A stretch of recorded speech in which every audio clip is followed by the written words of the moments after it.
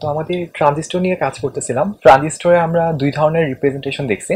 একটা হচ্ছে তার অ্যাকচুয়াল কনফিগারেশনটা যেটা, সেটাকে আমরা একটা এরকম শেপ দিয়ে প্রকাশ করছিলাম, যার মধ্যে উপরে ছিল হচ্ছে এমিটার একটা পোর্শন, তারপর ছোট একটা অঞ্চল জুড়ে বেস, আর নিচে টোটালটুকু অংশ জুড়ে হচ্ছে কালেক্টরটা ছিল।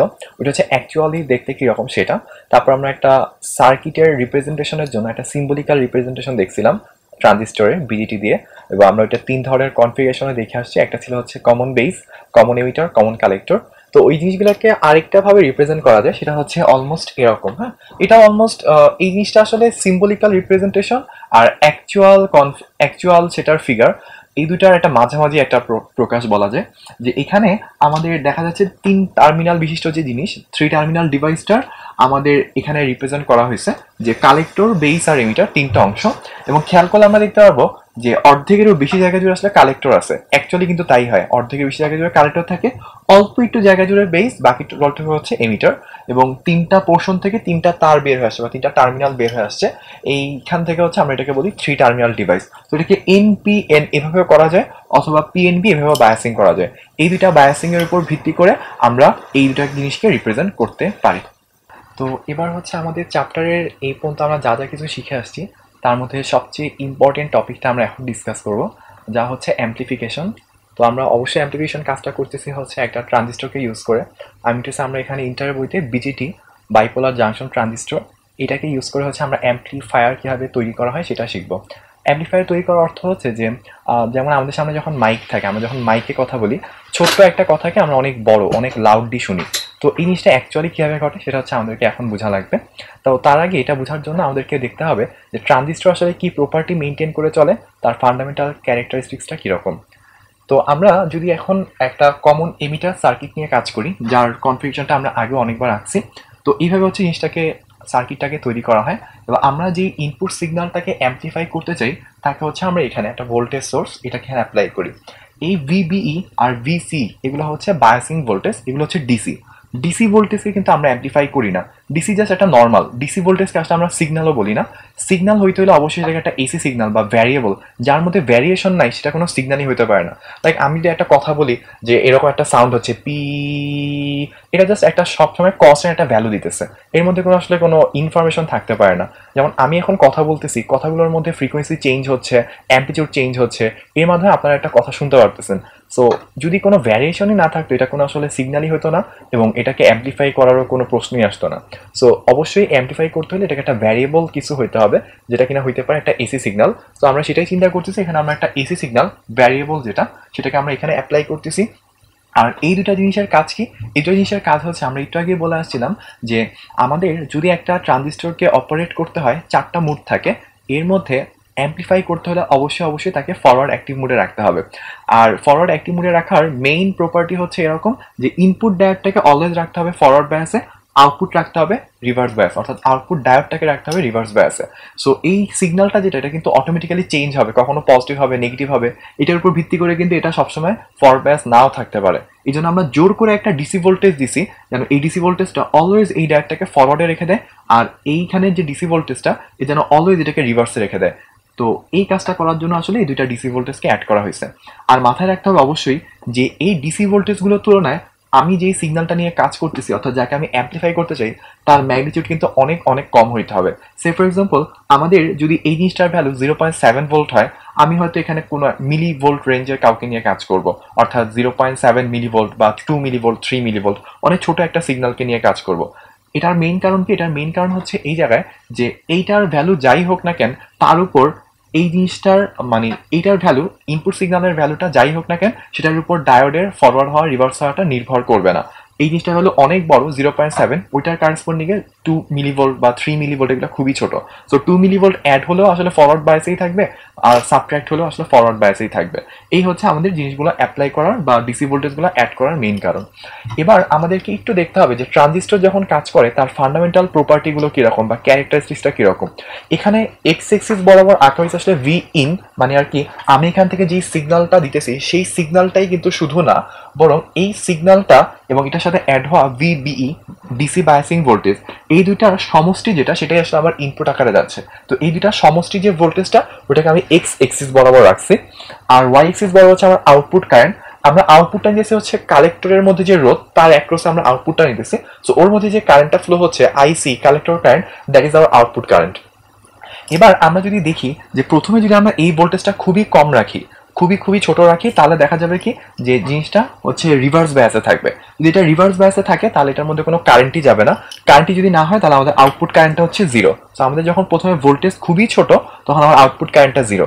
এটা কেন হইতে পারে আমরা একটু চিন্তা করতে পারি। লাইক এখানে কিন্তু একটা ডায়োড আছে, এবং আমরা পড়ে আসছিলাম যে একটা সিলিকন ডায়োড যদি আমি নিই, তাকে যদি ফরওয়ার্ড বায়াসে না নিই তাহলে কিন্তু কোনো কারেন্ট যাবে না। এবং আমরা পড়ে আসছিলাম ফরওয়ার্ড বায়াসে নিতে হলে অবশ্যই তার ডিপ্লিশন রিজনে যে বাধা ভোল্টেজটা তৈরি হয়েছে বা বিল্ট ইন ভোল্টেজটা তৈরি হয় লাইক 0.7 ভোল্ট, এইটা সমান পরিমাণ যদি বায়াসিং ভোল্টেজ আমি অ্যাপ্লাই করতে না পারি অথবা এর থেকে বেশি ভোল্টেজ আমি না দিতে পারি, তাহলে যে বিভব প্রাচীর বা ডিপ্লেশন রিজনের যে বাধাটা তৈরি হয়েছিল সেই বাধাটাই ভাঙবে না। আর ওই বাধাটাই যদি আমি ভাঙতে না পারি তাহলে তো কারেন্ট ফ্লো হওয়ার কোনো প্রশ্নই আসে না। সো এই জিনিসটার ভ্যালু যখন খুবই ছোট, বাধাটা আমি এখনো ভাঙতে পারিনি, বাধা না ভাঙতে পারলে কোনো কারেন্ট যাবে না, ডায়োডটা এখন রিভার্স বায়াসে আছে। সো এই জিনিসটার ভ্যালু যখন আমি জিরো একটু বাড়াতে থাকবো, অর্থাৎ এই টোটাল সমস্যা যখন বাড়তে মোটামুটি ভালো একটা রেঞ্জে আসবে, অর্থাৎ আমার ডিপ্লেশন রিজনটা ভেঙে গেছে, এখন ইলেকট্রনগুলো এবং হোলগুলো ফ্লো করা শুরু করছে, এখন আমি একটু কারেন্ট পাবো। বাট এখানে যদি কেউ ভালো করে তাকায় তাহলে দেখবে যে এই জায়গায় আমাদের খুব অল্প একটু ইনপুট ভোল্টেজ চেঞ্জ করার কারণে কারেন্টটা কিন্তু হুট করে অনেক বেশি বেড়ে গেছে, মানে অনেক বড় একটা স্লোপ আমি পাচ্ছি এখানে। কারেন্টটা হিউজ অ্যামাউন্টের চেঞ্জ হচ্ছে অল্প একটু ভোল্টেজ চেঞ্জ করার কারণে। আর এই যে ব্যাপারটা বা এই যে প্রপার্টিটা, অল্প একটু ইনপুট ভোল্টেজ চেঞ্জ করলেই কারেন্টটা হিউজ পরিমাণ চেঞ্জ হয়। আমরা এই প্রপার্টিটাকে ইউজ করি আসলে অ্যাম্পলিফায়ার জিনিসটা বানাবো। তো এখন এই প্রপার্টিটার মেইন কারণ কি, কেন হঠাৎ করে এখানে অনেক বেশি পরিমাণ কারেন্ট যাওয়া শুরু করলো, এটাকে আমরা একটা ঘটনার সাথে কম্পেয়ার করতে পারি। লাইক হচ্ছে কোনো একটা জায়গায় যদি পানির বাঁধ থাকে, হ্যাঁ, যেমন হচ্ছে যে ধরেন কোনো একটা জায়গায় পানির বাঁধ দিয়ে দেওয়া হয়েছে, এই পাশ থেকে হচ্ছে পানি ফ্লো হচ্ছিল কিন্তু একটা বাঁধ দেওয়া, ফলে ওই পাশে আর কোনো পানি যেতে পারতেছে না। তো যদি এমন হয় যে এই পাশ থেকে পানির ফ্লোটা অনেক বাড়তেছে, পানির ফ্লোয়ের যে শক্তিটা সেই এনার্জিটা অনেক বেশি বাড়তেছে, হঠাৎ করে হয়তো এরকম হইতে পারে যে মাঝখানে একটা ছিদ্র তৈরি হলো, বাঁধের মাঝখানে একটা ছিদ্র তৈরি হলো, ওই ছিদ্র দিয়ে ঠাস করে হচ্ছে অনেকটুকু পরিমাণ পানি বের হয়ে আসবে। যেই মাত্র এখান থেকে একটু পানি বের হয়ে আসবে সেই মাত্রই ওই ছিদ্রের চারপাশে যে দেয়ালটা, ওই দেয়ালে একটা ফোর্স ক্রিয়েট হবে বা ওই দেয়ালে একটা ফাটল তৈরি হবে। ওই ফাটলের কারণে দেখা যাবে এখানে পানির স্রোত একটু বাড়ানো হলেই এই ফাটলগুলো অনেক বাড়তে আস্তে পুরো দেয়ালটাকেই ভেঙে দিচ্ছে। তো এখানে তখন একবার একটু ছিদ্র তৈরি হওয়ার পর আমি যদি হালকা একটু পরিমাণও ফোর্সটা বাড়াই তাহলে দেখা পুরো দেয়ালটাই ভেঙে যাবে, এবং ফলে পানির যে পানির স্রোতটা একটু থেকে আস্তে আস্তে এই পাশে অনেক অনেক বেশি ফ্লো হবে। আর একটু বেশি ভোল্টেজ বা একটু বেশি পরিমাণ আমি পানির ফ্লো অ্যাড করলেই দেখা যাবে টোটাল গেটটাই ভেঙে গেছে এবং টোটাল ফ্লোটাই আসলে ওই পাশে চলে আসছে।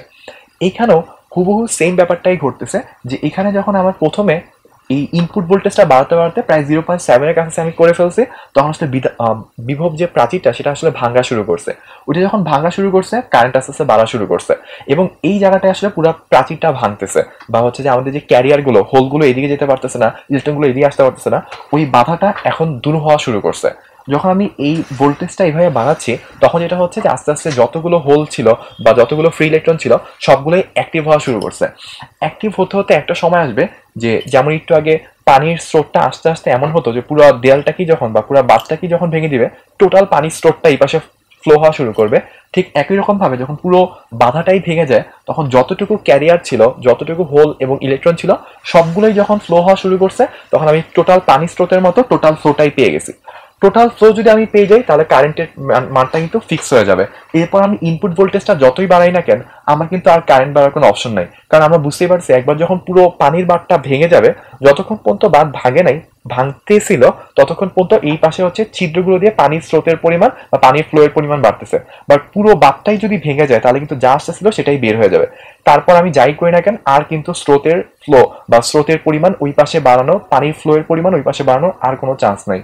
ঠিক একই রকম ভাবে যখন সবগুলো ক্যারিয়ার অর্থাৎ সবগুলো হোল এবং সবগুলো ইলেকট্রনিক অ্যাক্টিভ হয়ে গেছে, বাধাটা ভেঙে গেছে, এরপর আমি আর যতই ভোল্টেজ বাড়াই না কেন নতুন করে তো কোনো ক্যারিয়ার অর্থাৎ হোল বা ইলেকট্রন তৈরি হচ্ছে না, ফলে কারেন্টটা আর নতুন করে বাড়ার সুযোগ নেই। ফলে হচ্ছে কারেন্টটা একদম ম্যাক্সিমাম হয়ে গেছে এবং এইখানে কারেন্টটা স্যাচুরেট হয়ে গেছে, আর বাড়তেছে না। তাহলে এখানে কারেন্ট ছিল একেবারে জিরো, এই রিজনটার মধ্যে কারেন্ট হিউজ অ্যামাউন্টের চেঞ্জ হচ্ছে, অর্থাৎ অনেক বড় স্লোপ নিয়ে সে চেঞ্জ হচ্ছে, আর এই জায়গায় আবার কারেন্টটা ম্যাক্সিমাম হয়ে ফিক্স হয়ে গেছে। তো এই যে তিনটা জায়গা, এই তিনটাকে আমরা তিনটা রিজনে ভাগ করতে পারি। এইটুকু রিজনকে আমরা বলি আসলে কাট অফ রিজন, যেখানে কারেন্টটা হচ্ছে জিরো। কাট অফ রিজন এই অঞ্চলটাকে আমরা বলি হচ্ছে ফরওয়ার্ড অ্যাক্টিভ। এই অঞ্চলটা হচ্ছে ফরওয়ার্ড অ্যাক্টিভ রিজন, আর লাস্টের যে অংশটা থাকে এটাকে বলা হচ্ছে স্যাচুরেশন রিজন। লাস্টের এই জায়গাটা এটার নাম হচ্ছে স্যাচুরেশন রিজন। তো এই হচ্ছে তিনটা জায়গা, এখানে দুইটা ডায়োডই কাট অফ, ইনপুট দুইটা ডায়োডই রিভার্স বায়াস আছে, ইনপুট ডায়োড আউটপুট ডায়োড। এখানে ইনপুট ডায়োডটা ফরওয়ার্ডে, আউটপুট ডায়োডটা রিভার্সে, আর এখানে দুইটা ডায়োডই হচ্ছে ফরওয়ার্ডে আছে।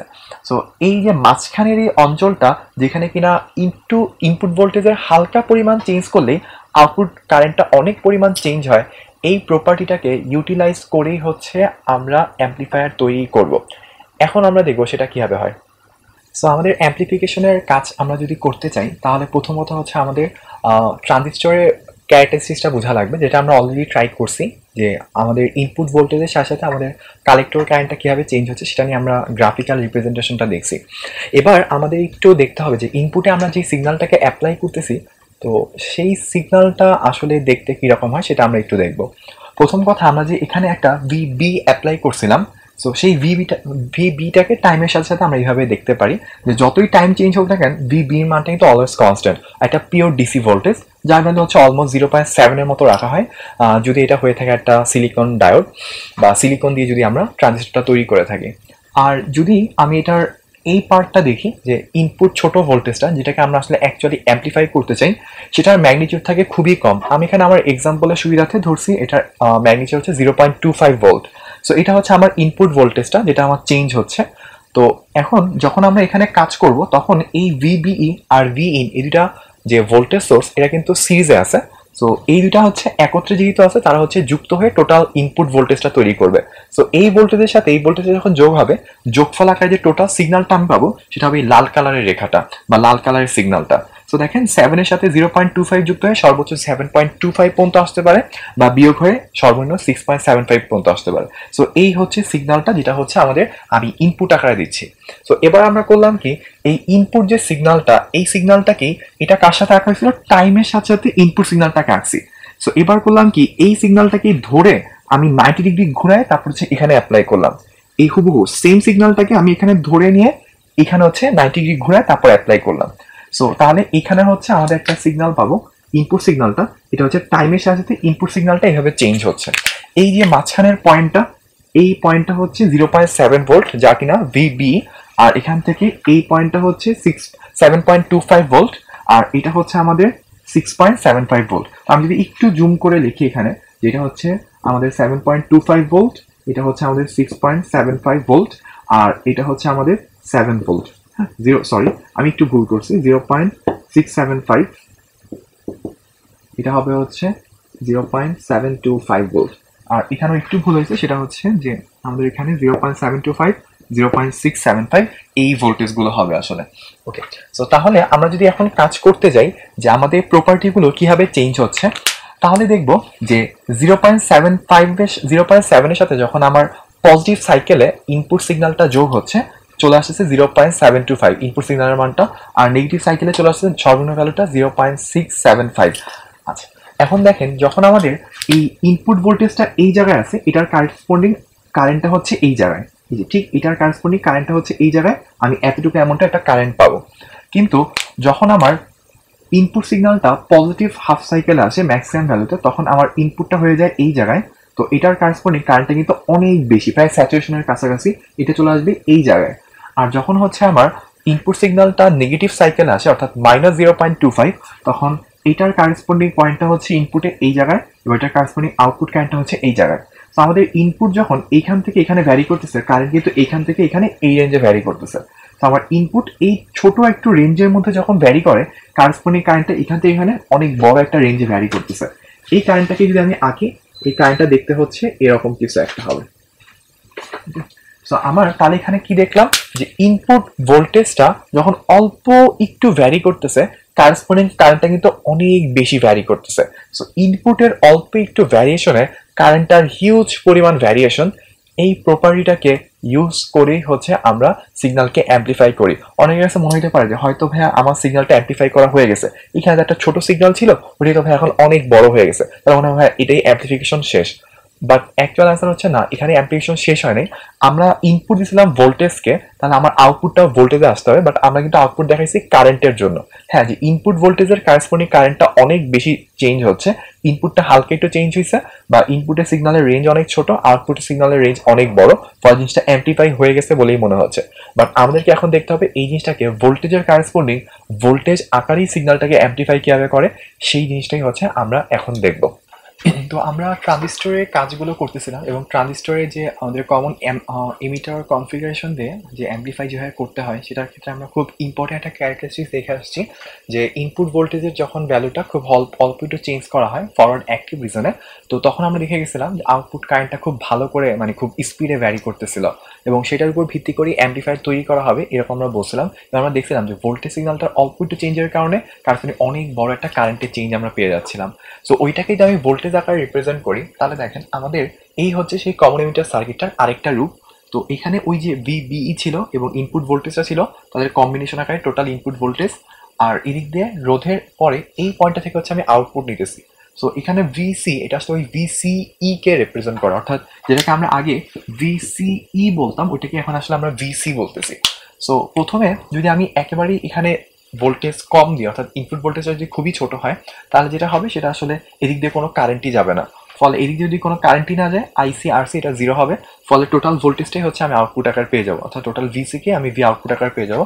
দ্যাটস ওয়াই দেখেন যখন হচ্ছে আমাদের ইনপুট ভোল্টেজ একদম অল্প অর্থাৎ কাট অফ রিজনে আমরা আসি, তখন কারেন্টটা জিরো, ফলে কারেসপন্ডিং আউটপুটটা কিন্তু অনেক বেশি।